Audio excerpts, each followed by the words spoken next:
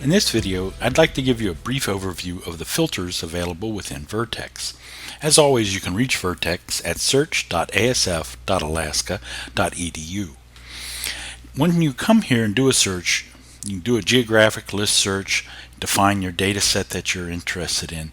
Depending upon your screen size and the device you're using, you may not even see area of interest or some of these other things. If you have a large screen, you'll see a lot more filters up here on this top row. But all the filters are available that you cannot see in this little ellipse with filters. You click here and you'll see the filters that aren't available on your display normally, and that's start date, end date, file type, beam mode, polarization, direction, subtype, on and on.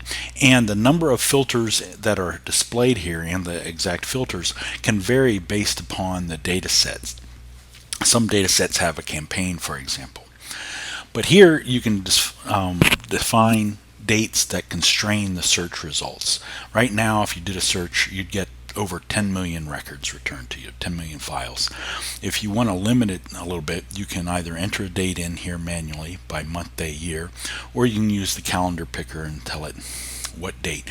And I should note that the picker and some of the controls here are aware of the data set that you are using in your search, and they're going to limit the filters that you can use and the parameters you can put in them based upon that data set. For example, you can't go earlier than 2014 with the Sentinel data set that I currently have picked because there was no data available.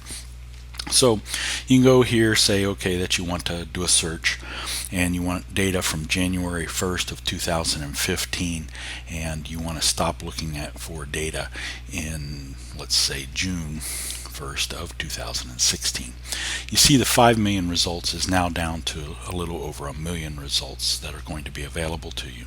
You have a seasonal search where you can say, okay, within this range I want a season that starts, let's say, the first quarter, starting January 1st through, let's go to 3/31 or thereabouts. And so you can control that down here and get the date that you want. And so that'll be the first quarter of these 2 years will be available. And you see now that you're at a little over 300,000 records available.